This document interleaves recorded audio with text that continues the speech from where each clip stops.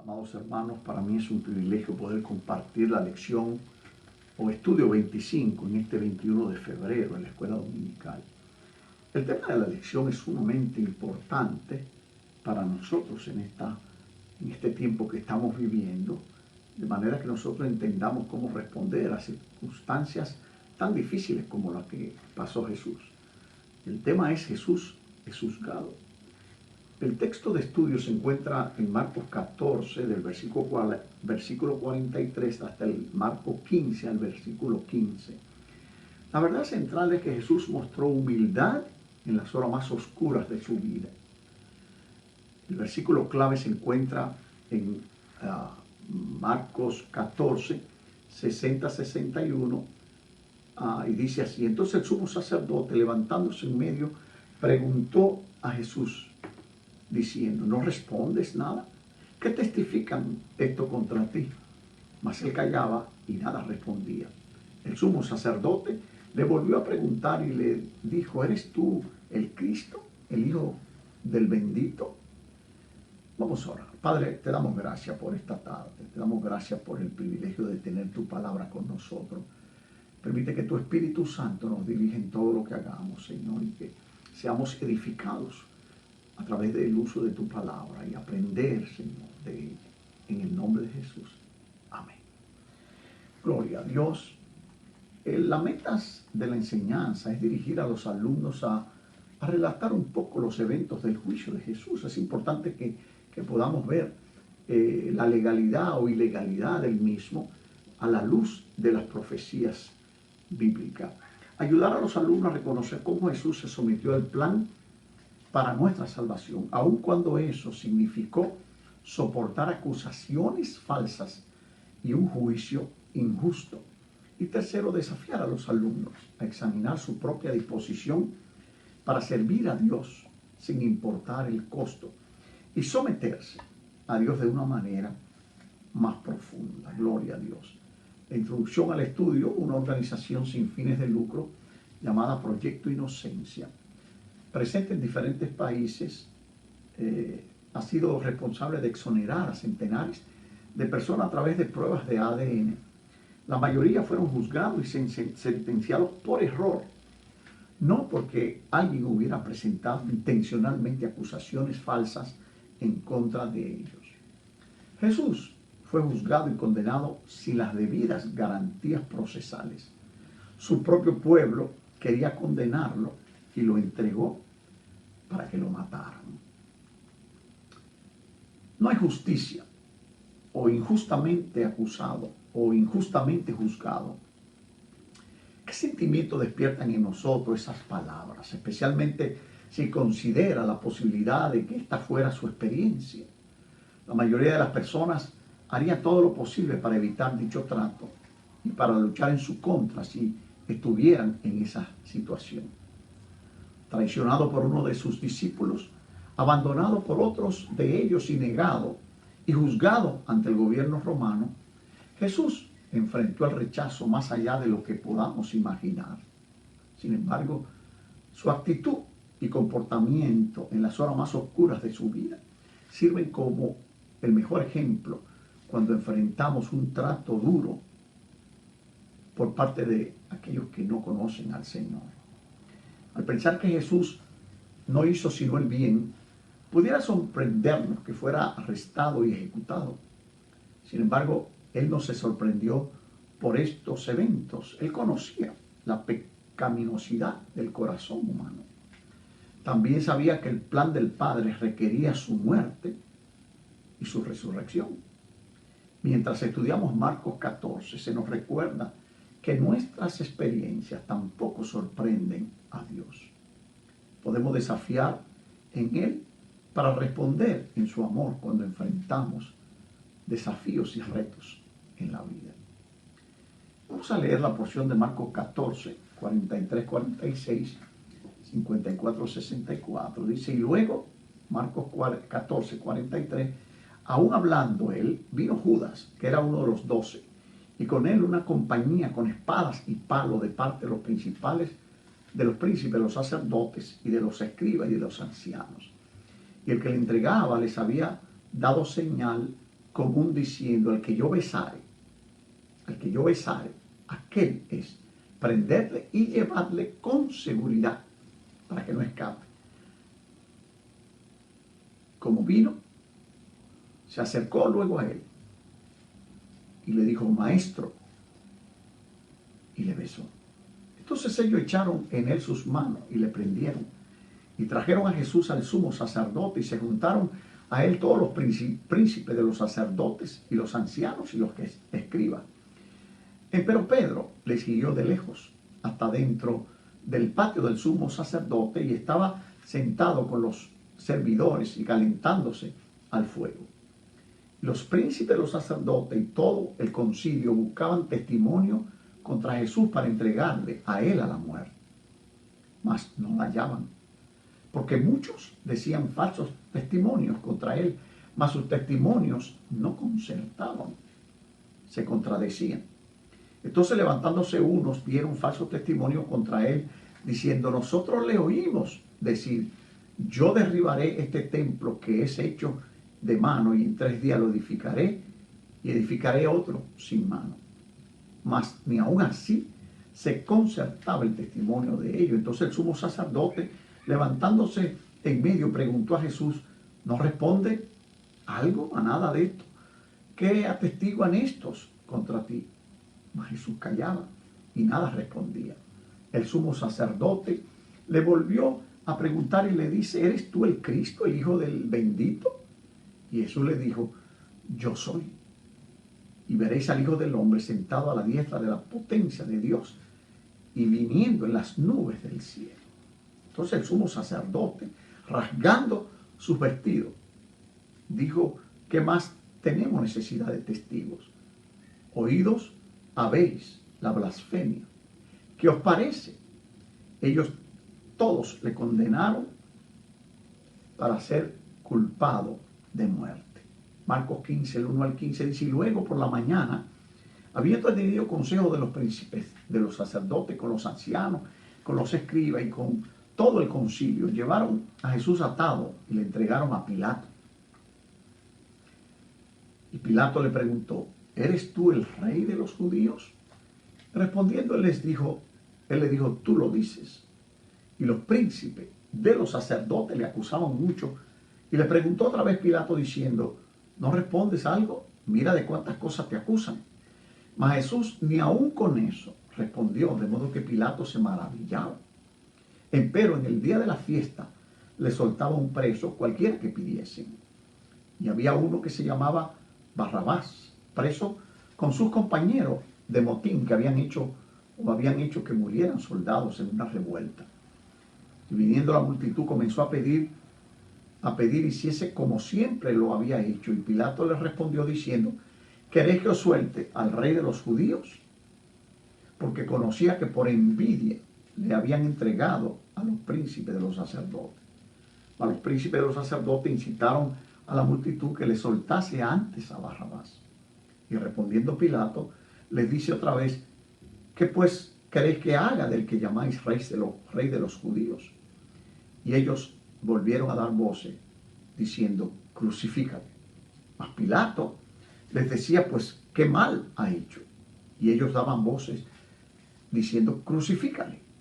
Y Pilato, queriendo satisfacer al pueblo, le soltó a Barrabás y entregó a Jesús, después de azotarle, para que fuese crucificado.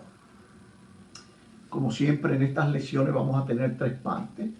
Y la primera parte tiene como título traicionado y arrestado. Traicionado con un beso, Marcos 14, 43 al 47. Casi todos alguna vez nos hemos sentido traicionados, pero nuestras experiencias son mínimas comparadas con la traición radical que Jesús sufrió. Durante más de 3 años, Judas siguió a Jesús, estuvo con él, oyó sus enseñanzas y fue testigo de sus milagros. Pero finalmente lo traicionó con un beso y un saludo aparentemente respetuoso de maestro. Los eventos de Marcos tuvieron lugar la noche antes de la crucifixión de Cristo. A medida que se acercaba el momento de su muerte, llevó a sus discípulos a un lugar llamado Getsemaní para orar. Luego llevó a Pedro, a Jacobo y a Juan un poco más lejos mientras se acercaba a su lugar de oración. Finalmente se adelantó para postrarse en tierra en una oración desgarradora.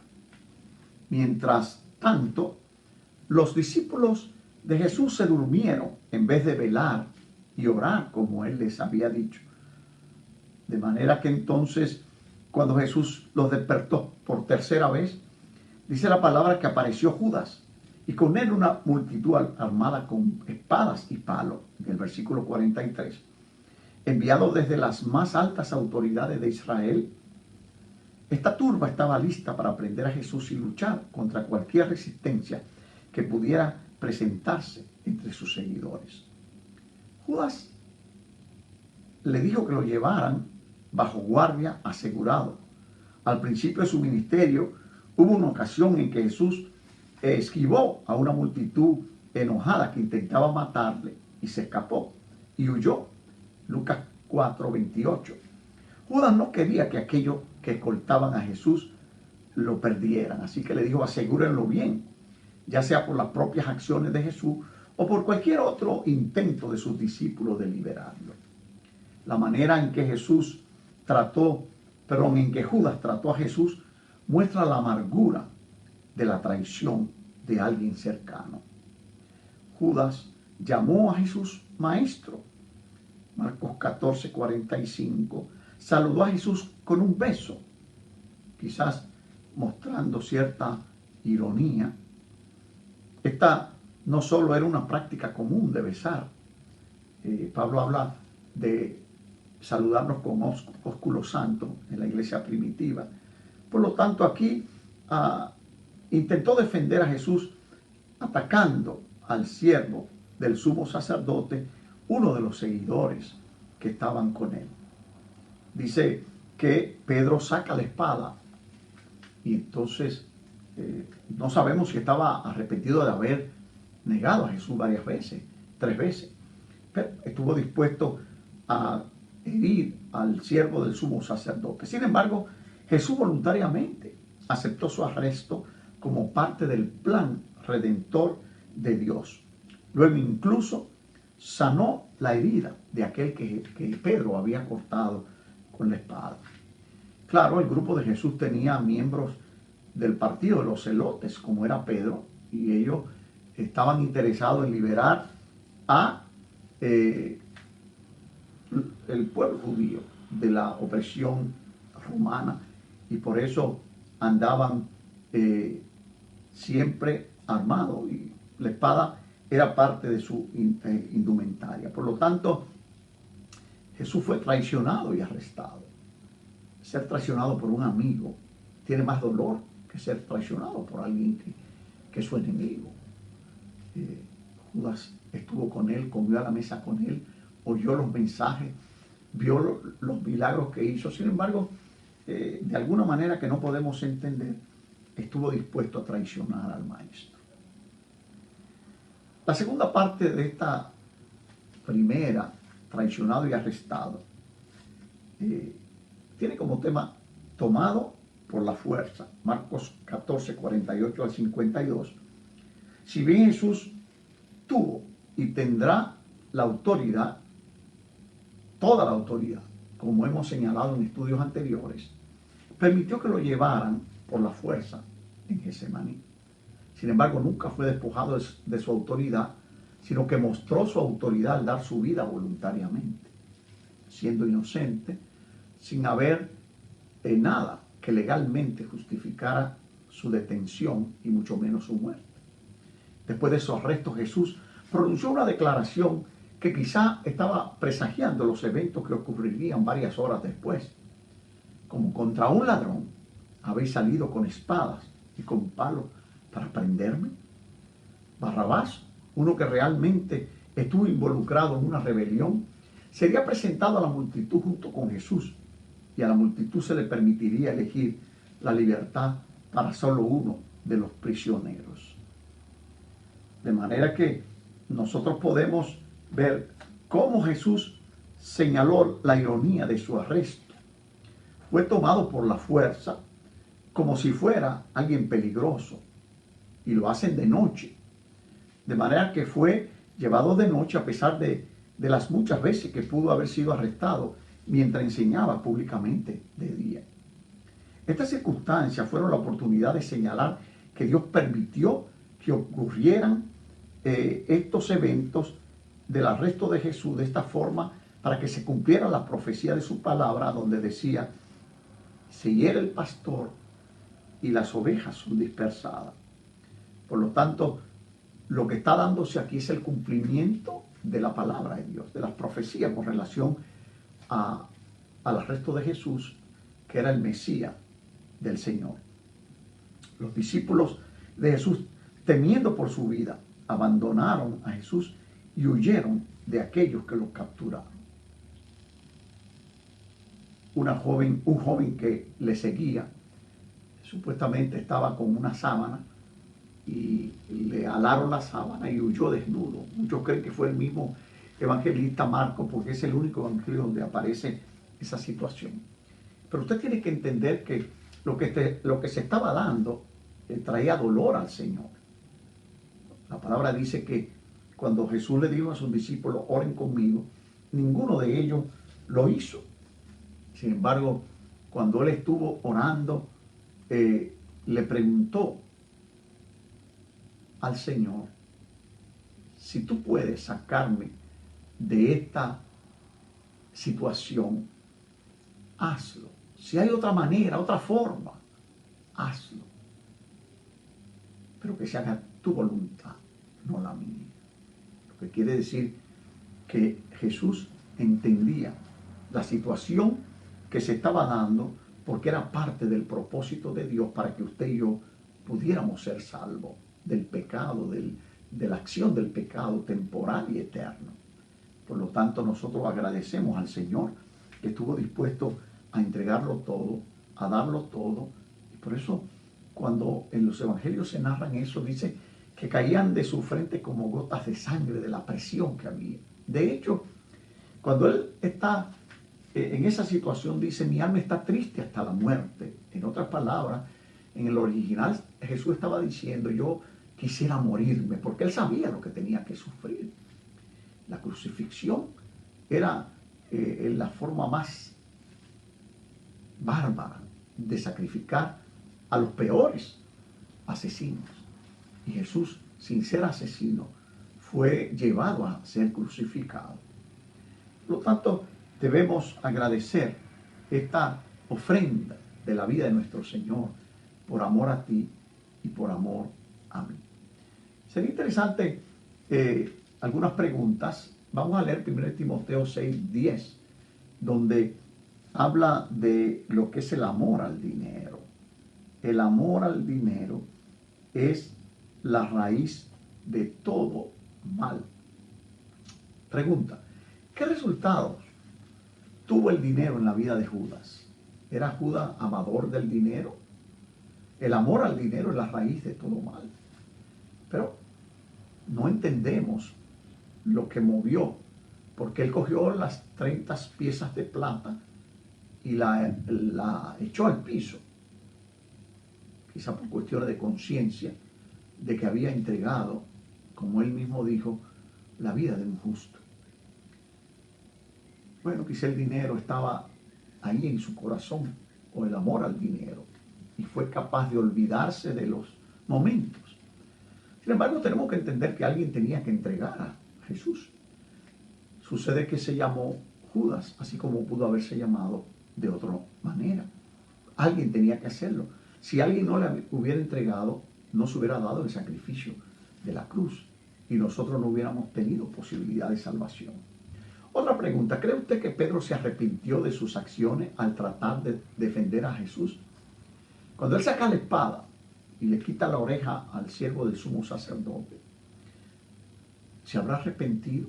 Quizás estaba en ese proceso de sentirse él mismo arrepentido, acusado a sí mismo de haber negado al Señor, que tantas cosas buenas hizo para él.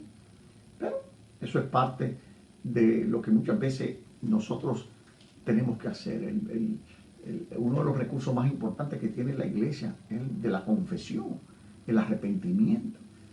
Pedro pasó por esa situación, como vemos en la palabra, donde el Señor le pregunta, y quizás hay una correlación en el cual Pedro lo niega 3 veces, y Jesús le pregunta 3 veces a Pedro, ¿me amas más que esto? ¿Me amas? ¿Me amas? Y Pedro le dice, Señor, tú lo sabes todo, tú sabes que te amo. Gloria a Dios.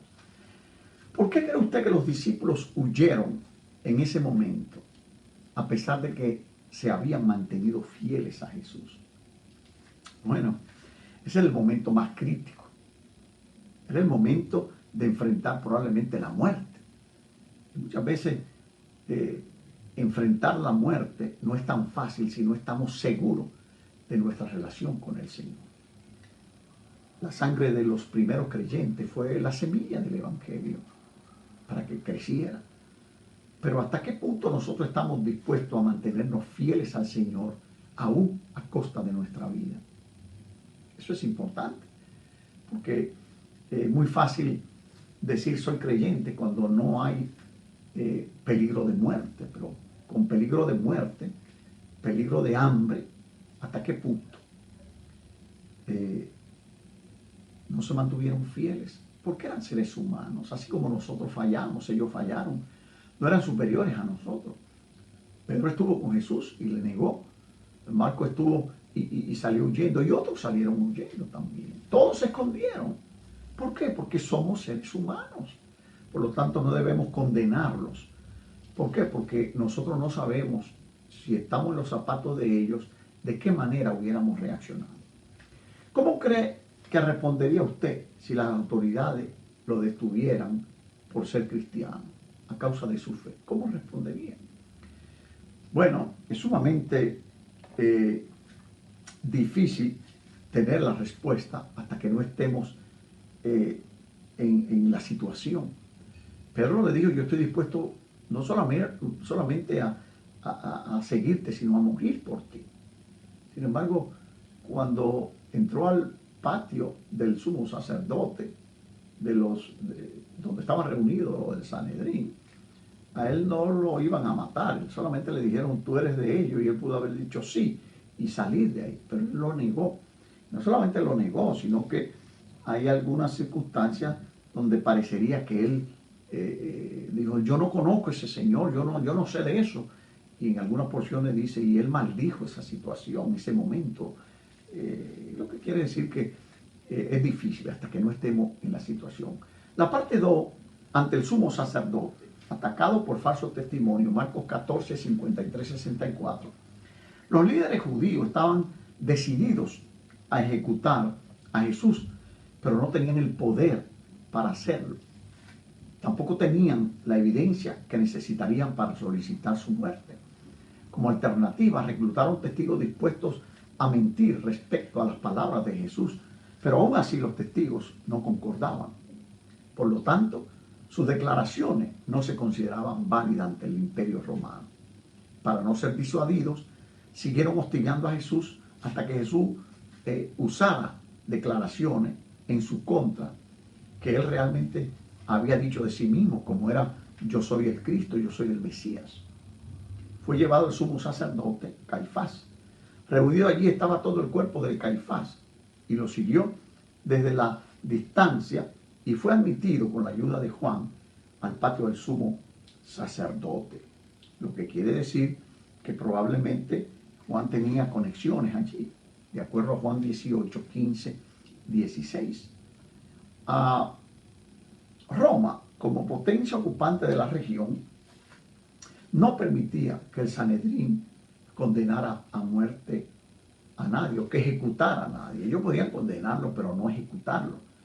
Lo que quiere decir que ellos tenían que ir a Pilato, que era el representante del Imperio Romano en esa oportunidad. De hecho, según Deuteronomio 17:6, se requería por lo menos 2 personas para que fueran testigos y poder condenar a una persona a muerte.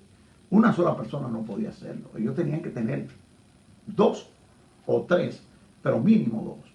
Entonces lo que hicieron fue buscar la manera de pagarle a algunos que lo oyeron predicar y entonces tergiversar la palabra. Dos testigos falsos citaron a Jesús diciendo que él dijo: yo derribaré este templo hecho a mano y en 3 días edificaré otro sin mano. Esto parece ser una tergiversación de las palabras que Jesús dijo en Marcos 13:2 y en Juan 2:19, ya que él no dijo que destruiría el templo. Él estaba hablando de su propio cuerpo. Destruí este templo y en 3 días lo edificaré. O sea, estaba hablando de que en 3 días resucitaría. Pero ellos estaban tergiversando las declaraciones de Jesús para poderlos condenar y aceptar eso como una evidencia. Sin embargo, para el Imperio Romano eso no tenía ningún asidero. Por lo tanto, hablar de que él blasfemó no tenía evidencia, no era legal ante el imperio. Por lo tanto, se requería algo más que esto.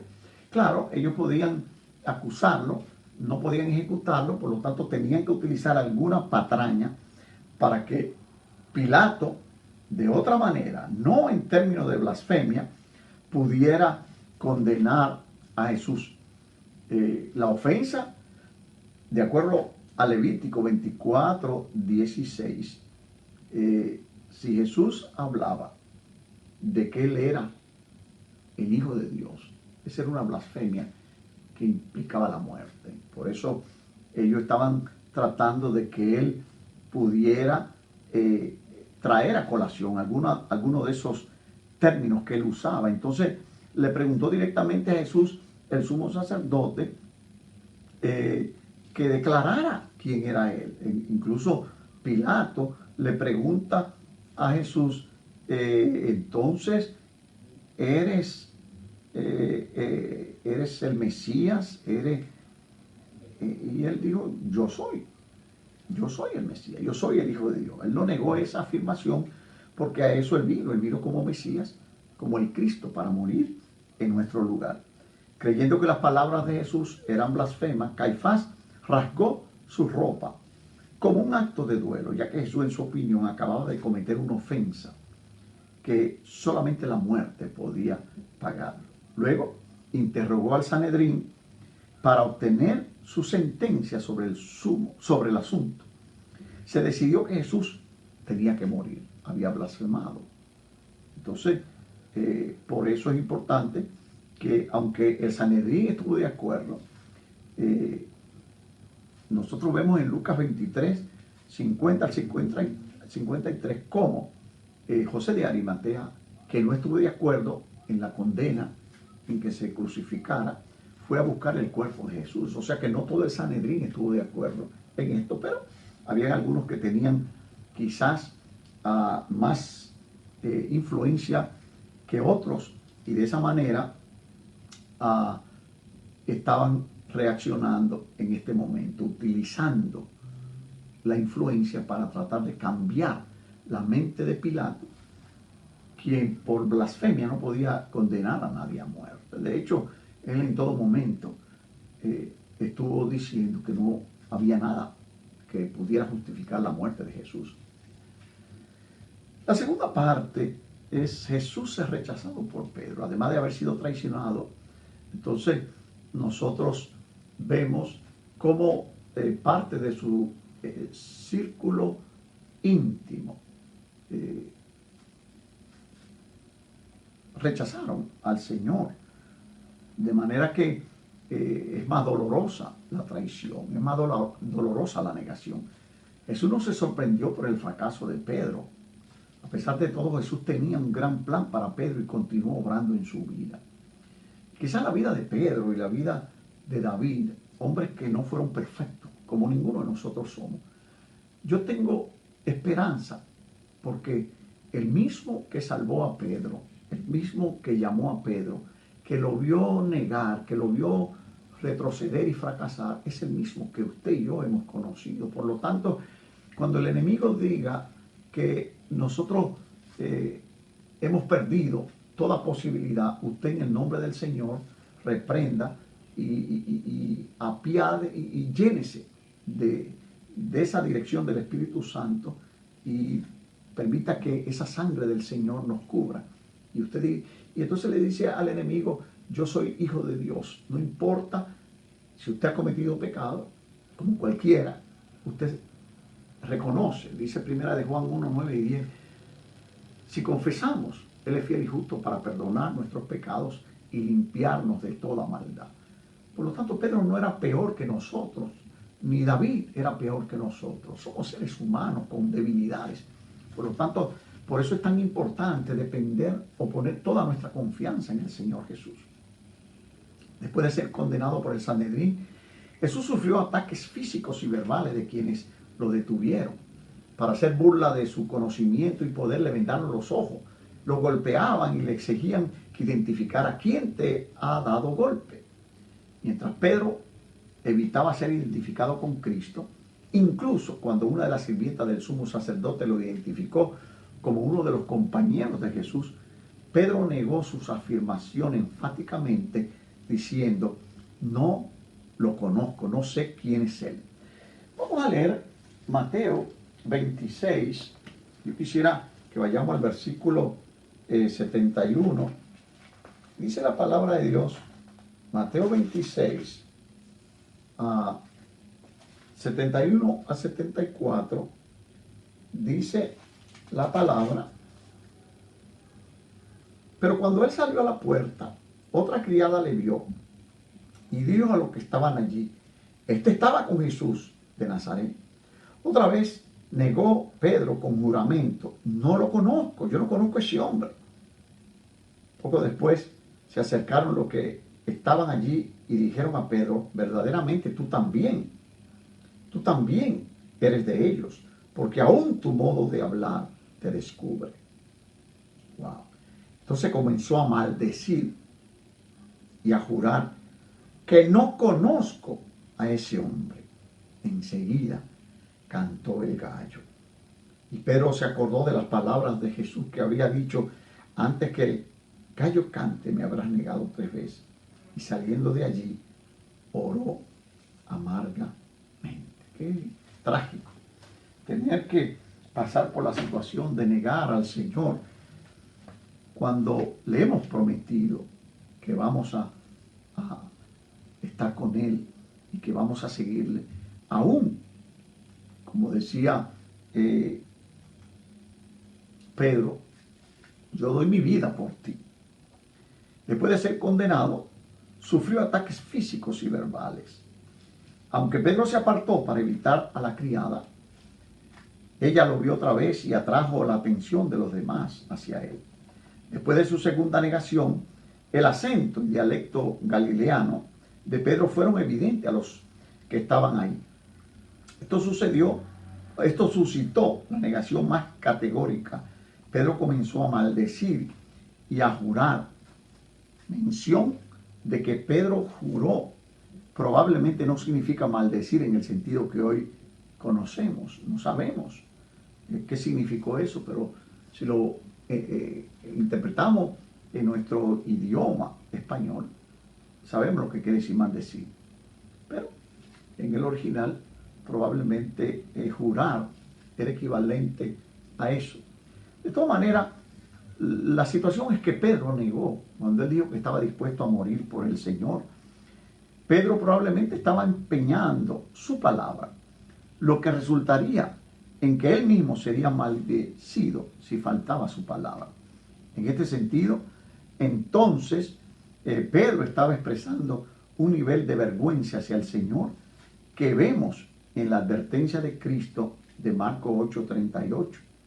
Cabe destacar que el término también se usaba en relación con propósito común de hacer mal, como en Hechos 23, 12 al 14, pero este no es el caso de Pedro que estamos viendo. A pesar de la promesa de Pedro de Marcos 14:31, que estaba dispuesto a morir reiteradamente, después de la resurrección, Pedro pudo reafirmar su amor por Jesús. Algunas cosas que deben darse o no deben darse. Cuando nosotros decimos que el Señor contesta las oraciones y quizás tenemos un montón de años que no podemos dar testimonio de que el Señor contesta las oraciones, eso puede ser una causa para que muchos no crean que el Señor contesta las oraciones. El hecho que no la conteste a usted o a mí no quiere decir que Él no conteste. O la contesta del Señor o la respuesta del Señor, muchas veces no entendemos que puede ser no en vez de sí. Por lo tanto, se puede tergiversar. El Señor viene pronto y entonces mucha gente comienza a burlarse con relación al tiempo en que viene. Y eso es importante porque el mismo Señor decía que el día ni la hora nadie la sabe. Por lo tanto, tenemos que tener mucho cuidado. El Señor viene pronto y tanto puede venir ahora como mañana o puede venir en un año o en dos. Lo que estamos esperando es el rapto para que comience la semana 70 de Daniel, que son 7 años de tribulación y gran tribulación que van a pasar las personas que estén en la tierra después del rapto. Ve, ¿por qué es importante que en su testimonio Jesús se identificara como el Mesías y por lo tanto como divino? Bueno, eso es sumamente importante porque Él estaba dispuesto a morir porque era el Mesías. Si Él era el Cristo, Él tenía que darse el sacrificio. En el Antiguo Testamento se sacrificaba un cordero para borrar los pecados, para pagar por los pecados. Por lo tanto, cuando Juan el Bautista ve al Señor, dice: aquí el Cordero de Dios que quita el pecado del mundo. Por lo tanto, era importante que Jesús se identificara como el Mesías en el momento en que Él entendió que debió decirlo. Hubo oportunidades en que el Señor le decía: no digan nada todavía. Y entonces vemos cómo el Señor dejó las cosas para ser comunicada en el tiempo que Él entendía Dios había dispuesto para eso.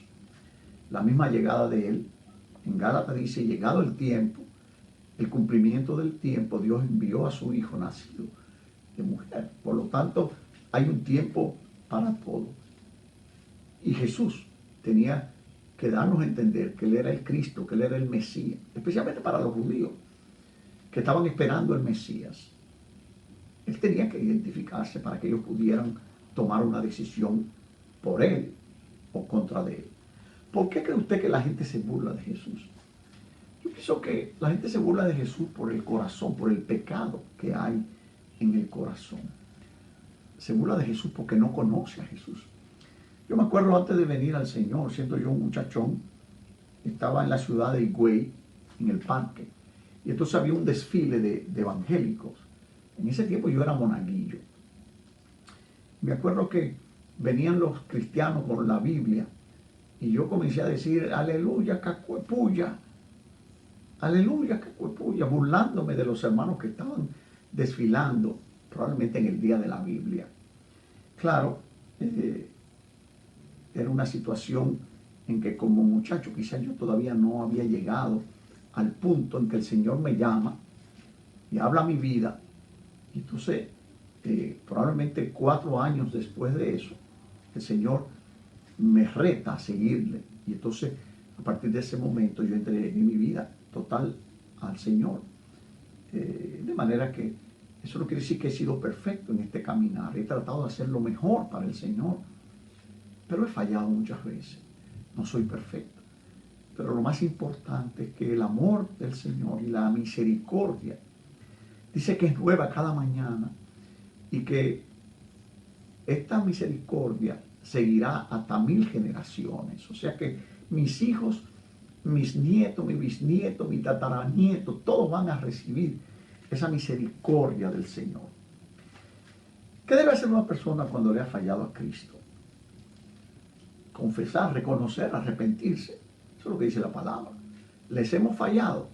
Miren, cuando fallamos al Señor, lo primero que pone el enemigo en nuestra mente es: no vuelva a la iglesia.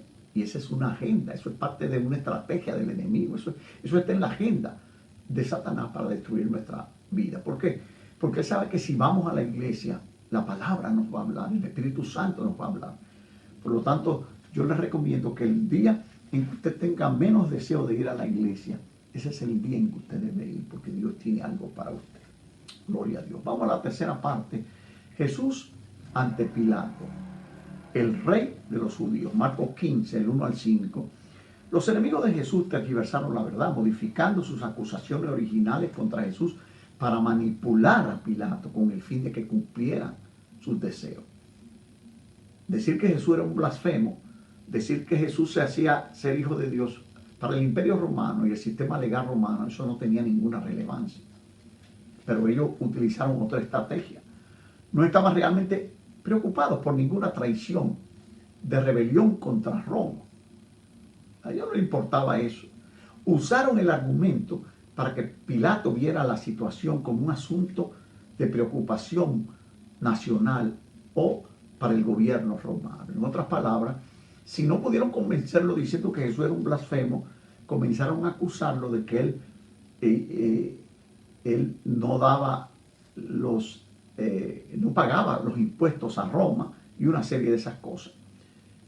Pilato, el gobernador romano de Judea, aproximadamente entre el año 26 y 36 después de Cristo, tenía su residencia oficial en la costa del Mediterráneo de Cesarea.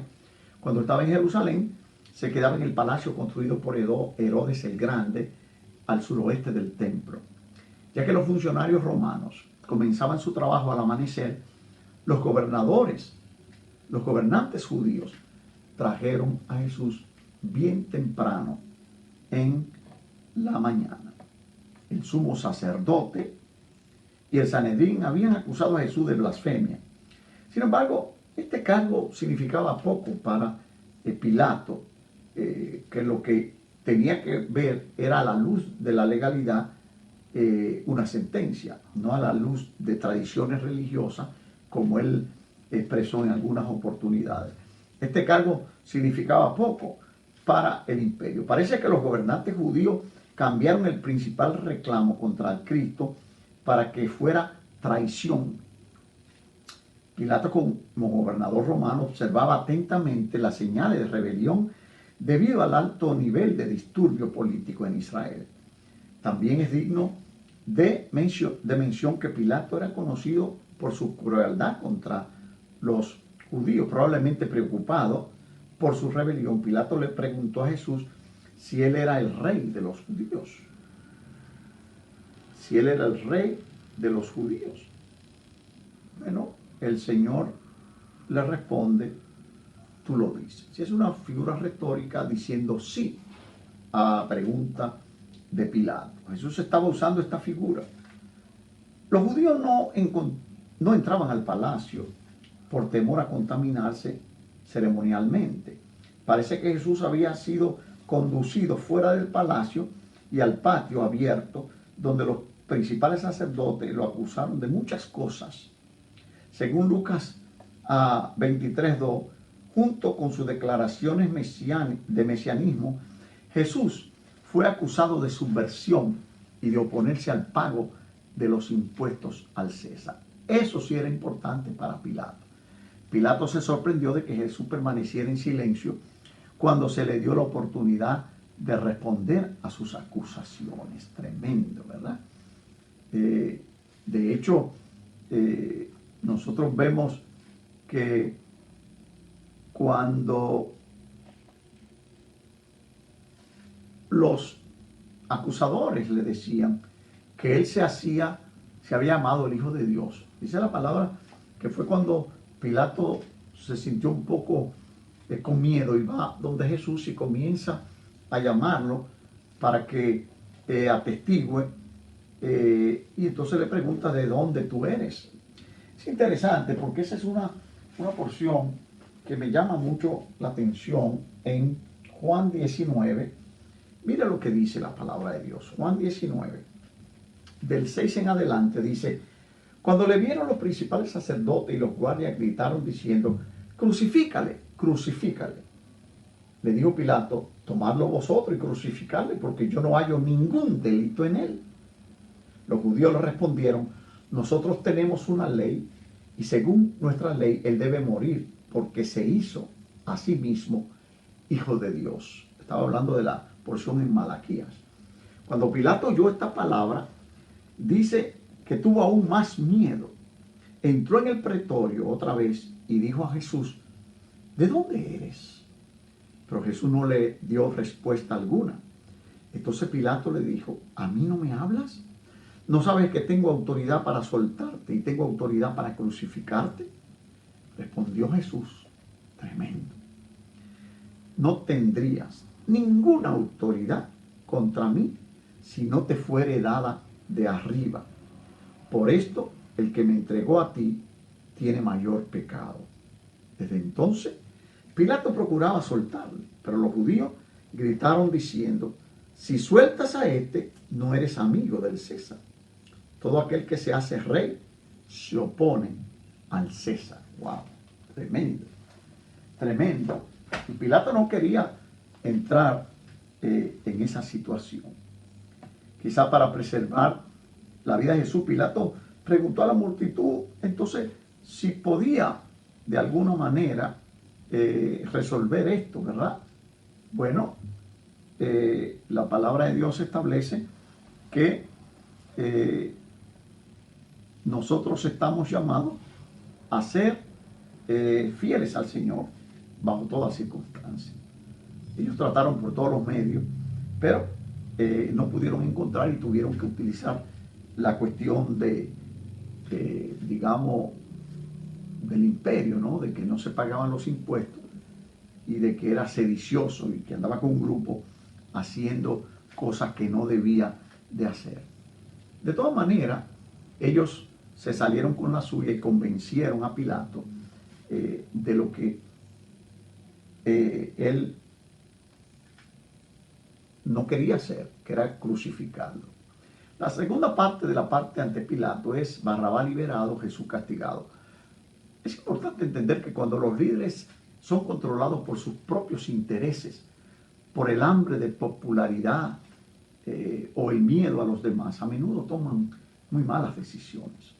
Todos estos asuntos están en juego en estos versículos de Marcos 15, del 6 al 15. Tanto Pilato como los líderes judíos tomaron decisiones basadas en motivos equivocados, lo que resultó en una gran injusticia. Sin embargo, debemos recordar que Jesús todavía tenía el control, porque incluso la injusticia estaba considerada dentro del plan de Dios. El Hijo de Dios dio su vida para complacer al Padre y proveer salvación a todo aquel que lo acepta y cree en Él.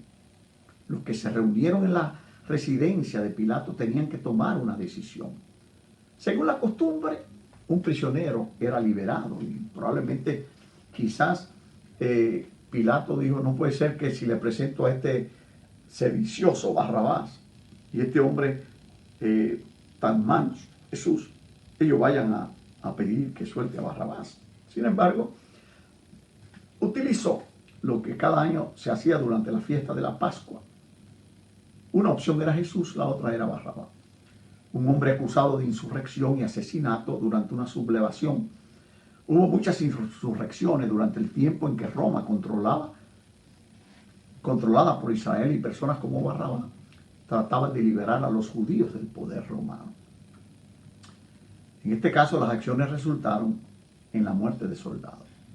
Claro, muchos dicen que Barrabás no era un criminal, era simplemente del partido de los celotes y se había rebelado tratando de liberar a los judíos del imperio romano.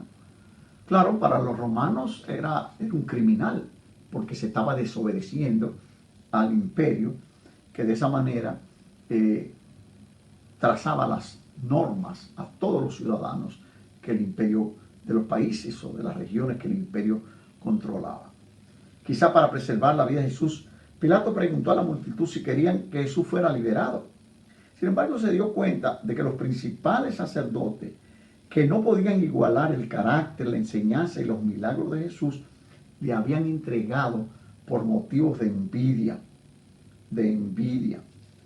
Y entonces él entendía que le habían entregado por motivos equivocados e intereses propios. Además, los principales sacerdotes incitaron a la multitud a pedir que Barrabás, un hombre que compartía su desprecio por Roma, fuera liberado en lugar de Jesús. Bueno, para Roma era un criminal, para algunos era un defensor de la soberanía judía de Israel. En este punto, Pilato, conocido por su duro control de los judíos, cedió el control a quienes estaban ante él y preguntó a la multitud qué debía hacer con Jesús. A pesar del hecho de que no podían nombrar la ofensa, capital de Jesús insistieron en que él debía ser crucificado. El deseo de Pilato de complacer a la gente superó sus preocupaciones en la inocencia o sobre la inocencia de Jesús. Tenga en cuenta que los judíos eran conocidos por llevar sus quejas al César, lo que podrían causar problemas a Pilato. Por lo tanto, Pilato se vio entre la espada y la pared, porque si tú sueltas a Jesús, tú eres enemigo del César, porque él dice que es rey. Y no puede haber otro rey que el César. Eso puso a pensar a Pilato, y entonces Pilato soltó a Barrabás e hizo azotar a Jesús. La flagelación romana utilizaba un látigo o flagelos, hechos de correas de cuero incrustada cerca de los extremos con piezas de huesos y metal, doloroso. La flagelación romana, por el contrario, no imponía tal límite y a menudo resultaba fatal. O sea, que mataran a una gente a latigazo, eso era parte de lo que podía darse. Claro, los judíos lo que les interesaba era la muerte del Señor. Ellos no tenían otra preocupación que no fuera que Jesús fuera crucificado. No habían evidencia, pero habían cuestiones religiosas, las cuales Pilato no quería usar. Pero ante una multitud que algunos que fueron pagados y otros que obedecían al sumo sacerdote y a lo que decidiera el Sanedrín, tuvo que ceder y entregarle a Jesús para ser crucificado. Un inocente muriendo por los pecadores. Claro, es importante entender que en el Antiguo Testamento la ofrenda que se sacrificaba tenía que ser perfecta. Un cordero sin mancha, un cordero no podía ser cojo ni ciego, tenía que ser perfecto. Es más, tenía que ser blanco totalmente, no se aceptaba que tuviera motas. Por lo tanto, nosotros vemos cómo se dio Pilato, quizá por defender su posición ante el Imperio Romano, su autoridad, aunque él entendió que Jesús era inocente, se lavó las manos, pero el mismo Señor le dijo, ninguna autoridad tendría si no fuera dada de arriba. Por tanto, recordemos esto siempre, el cielo controla la tierra. Todos los eventos que se dan, todas nuestras fallas, todo lo que pasa a nuestro alrededor, Dios lo usa para cumplir su propósito. Gloria a Dios. Preguntas de la parte 3. ¿De qué manera los acusadores de Jesús aprovecharon la tensa situación política para cambiar la situación contra él? ¿Por qué Pilato posiblemente temió la rebelión? Bueno, en esos tiempos había muchas rebeliones. El partido de los celotes se rebelaba a cada momento. De hecho, nos acordamos cómo en Hechos capítulo 1, los mismos discípulos, después que el Señor resucita, la primera pregunta que le hacen no es cuándo tú vienes, sino ¿restaurarás el gobierno a Israel en este tiempo? Y lo que Jesús le dice, a ustedes no les toca saber los tiempos, ni las razones, ni las sazones, que solamente el Padre puso en su sola potestad y voluntad.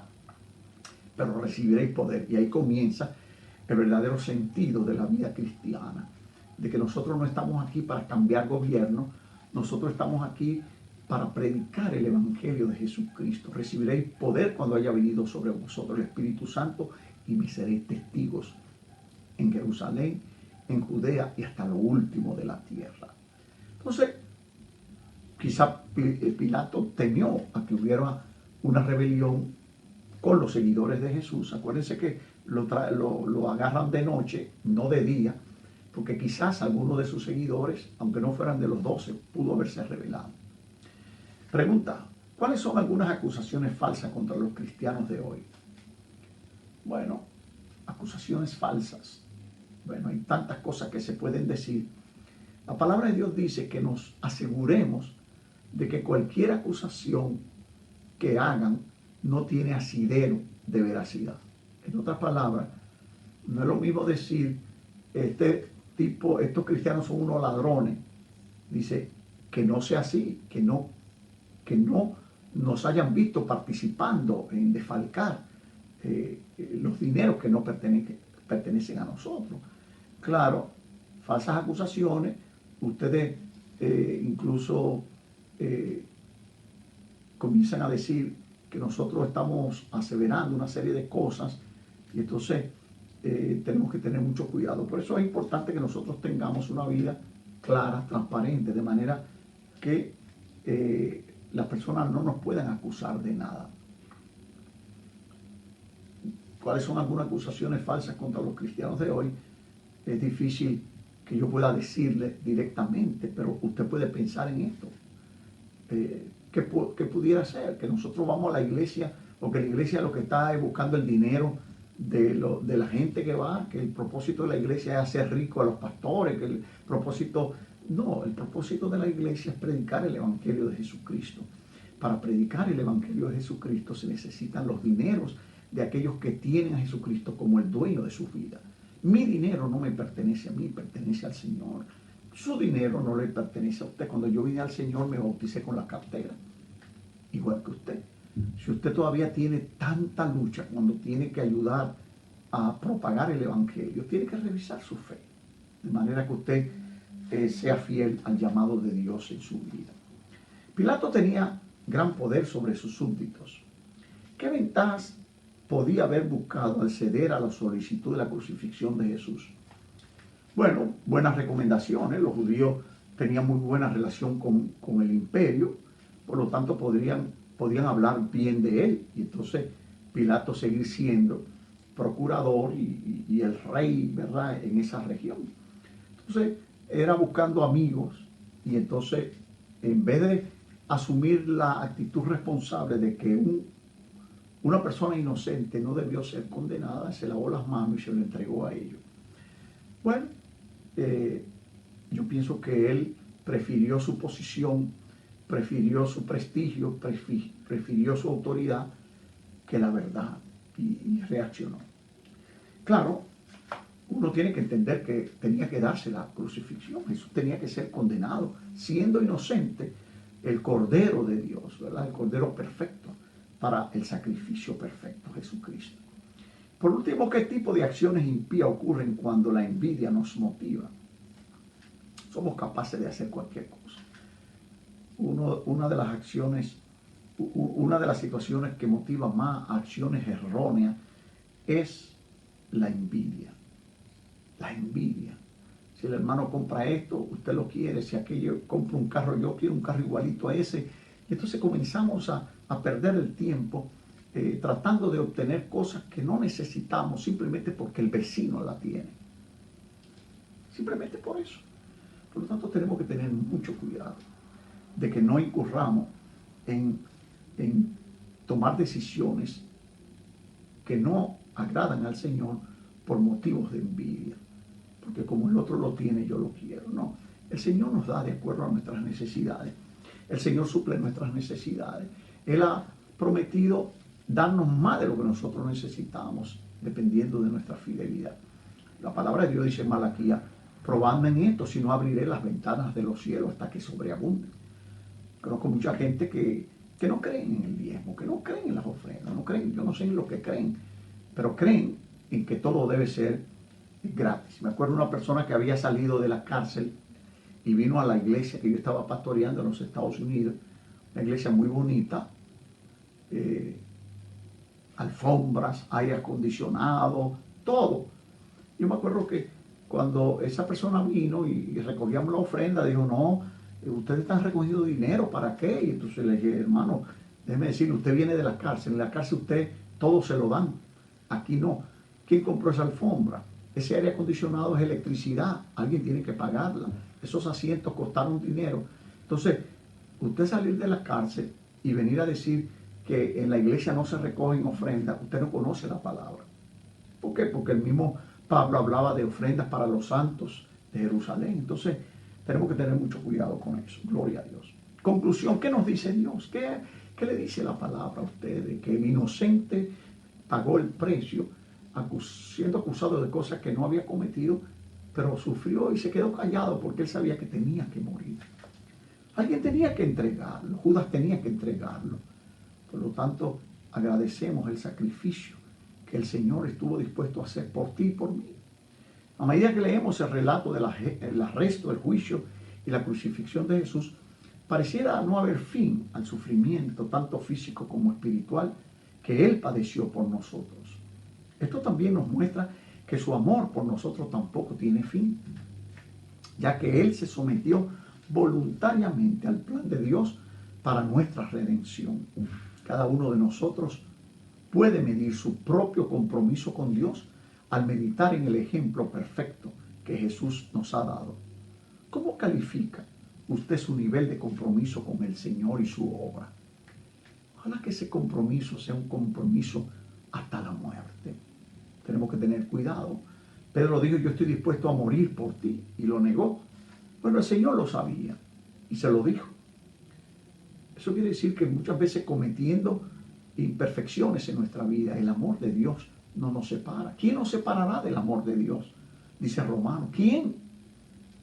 Nada nos puede separar. Es más, la palabra de Dios dice que la misericordia de Dios son nuevas cada mañana.